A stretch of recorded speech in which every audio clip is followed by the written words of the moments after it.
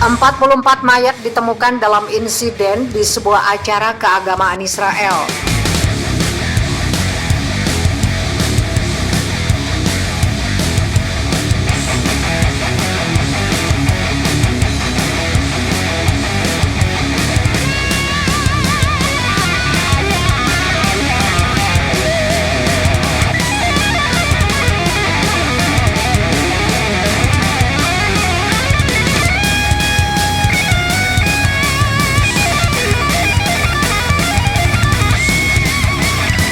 Korban terus berjatuhan dalam insiden warga yang berhimpitan dalam sebuah perayaan keagamaan di Israel.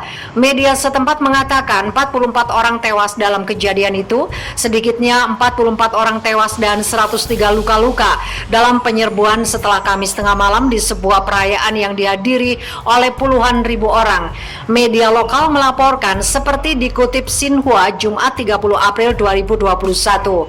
Tragedi itu terjadi di Gunung Meron di Israel Utara.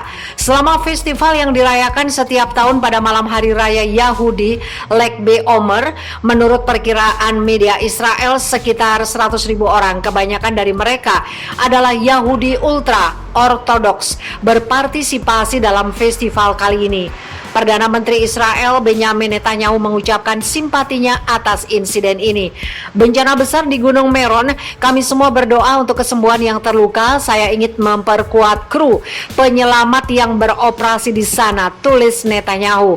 Presiden Israel Reuven Rivlin juga mentweet dengan sangat prihatin, saya mengikuti laporan dari Meron dan berdoa untuk kesembuhan yang terluka. Semoga Tuhan menyembuhkan mereka. Awalnya berspekulasi bahwa tragedi ini disebabkan oleh runtuhnya tiang penyangga, tetapi layanan ambulan Israel Magen David Adom mengatakan itu disebabkan oleh kerumunan.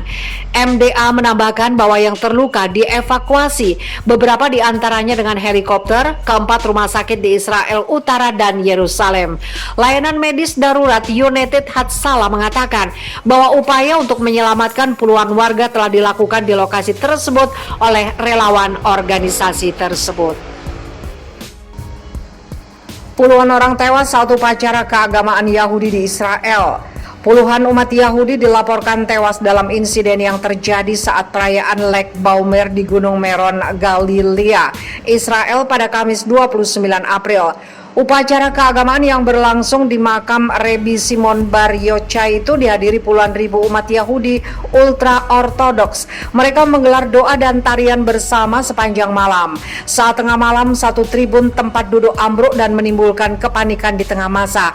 Helikopter dari layanan darurat pun dikerahkan untuk mengevakuasi umat yang terluka. Sebelum insiden itu terjadi, beberapa warga juga sudah melihat sejumlah orang sesak napas karena berdesakan. Petugas layanan ambulan Magen David Adom menyatakan setidaknya 103 orang terluka dan puluhan orang tewas dalam upacara tersebut. Sementara itu, media lokal Channel 12 TV melaporkan jumlah korban tewas mencapai 38 orang. Saat itu, kepolisian Israel telah menutup situs tersebut dan memerintahkan para peziarah dievakuasi dengan bus. Aparat juga telah menangkap setidaknya 2 orang karena dianggap mengganggu upaya petugas menjaga ketertiban di lokasi tersebut. Dikutip AFP, sejumlah video yang tersebar di media sosial menunjukkan kekacauan ketika para peziarah memanjat celah-celah tembok kursi penonton untuk melarikan diri dari bahaya. Sejumlah jasad tertutup selimut foil juga terlihat tergeletak di koridor-koridor situs tersebut. Melalui kicauan di Twitter, Perdana Menteri Israel Benyamin Netanyahu menganggap tragedi itu sebagai bencana besar. Kami semua berdoa untuk kesejahteraan para korban, katanya. Perayaan Lag BaOmer dianggap sebagai salah satu perkumpulan terbesar sejak pandemi virus corona berlangsung lebih dari setahun lalu. Meski sudah ada himbauan dari pejabat kesehatan agar tidak menimbulkan resiko penularan COVID-19, warga Yahudi tetap memutuskan untuk menggelar Lag BaOmer. Tahun lalu, pemerintah Israel melarang perayaan Lag BaOmer demi mempercepat penanganan corona. Namun penambahan kasus COVID-19 di Israel menurun dalam beberapa bulan belakangan.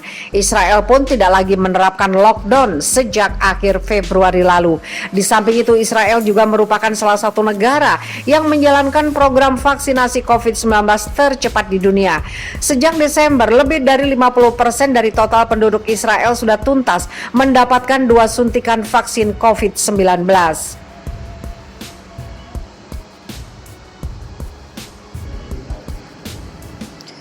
Yahudi dalam perspektif Al-Quran dan kepastian kehancurannya di tahun 2022. Tidak sedikit Al-Quran berbicara tentang Bani Israel, watak dan moral mereka serta para nabi dan sejarah mereka. Surat-surat Makkiyah, surat Al-Quran yang diturunkan pada fase Mekah dipenuhi dengan pemaparan sejarah tentang kisah-kisah mereka, siksaan Fir'aun terhadap mereka dan kondisi mereka pada masa sebelum kenabian Muhammad SAW.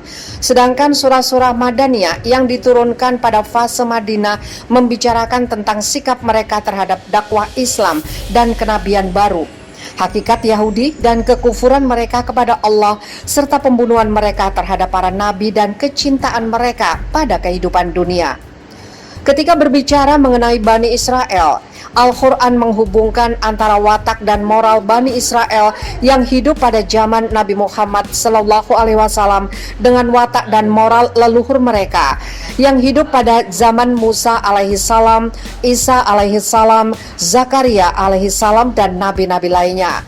Hal itu dimaksudkan untuk menjelaskan bahwa kelicikan, kedurhakaan, sikap memusuhi dakwah Islam dan ajakan tauhid yang dimiliki Bani Israel adalah warisan dari watak dan perilaku buruk nenek moyang mereka. Sejarah memaparkan orang-orang Yahudi adalah sekelompok kecil manusia dengan mitos-mitosnya yang meresahkan dunia. Al-Quran menggambarkan perilaku mereka dalam Quran surat Al-Maidah ayat 64. Orang-orang Yahudi berkata, tangan Allah terbelenggu atau kikir, sebenarnya tangan merekalah yang dibelenggu, dan merekalah yang dilaknat disebabkan apa yang telah mereka katakan itu. Tidak demikian, tetapi kedua tangan Allah terbuka. Dia menafkahkan sebagaimana Dia kehendaki, dan Al-Quran yang diturunkan kepadamu dari Tuhanmu sungguh-sungguh akan menambah kedurhakaan dan kekafiran bagi kebanyakan di antara mereka. Dan kami telah timbulkan permusuhan dan kebencian di antara mereka sampai hari kiamat.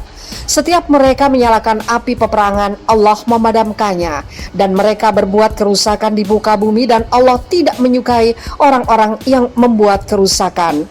Namun demikian, di antara orang-orang Yahudi tersebut ada manusia-manusia pilihan. Al-Quran memuji mereka dengan kesalehan, ketakwaan, dan sikap tauhid mereka. Al-Quran memandang mereka sebagai kekasih-kekasih Allah, dan kita pun diajak untuk mencintainya. Mereka adalah memang orang-orang yang diberi petunjuk dan menyeru pada kemuliaan, kesalehan, dan ketauhidan. Namun jumlah mereka sangat sedikit. Hal itu dikisahkan dalam Quran surat Ali Imran ayat 110. Kamu adalah umat yang terbaik yang dilahirkan untuk manusia, menyuruh kepada yang ma'ruf dan mencegah yang mungkar, dan beriman kepada Allah. Sekiranya ahli kitab beriman, tentulah itu lebih baik bagi mereka. Di antara mereka ada yang beriman, dan kebanyakan mereka adalah orang-orang yang fasik.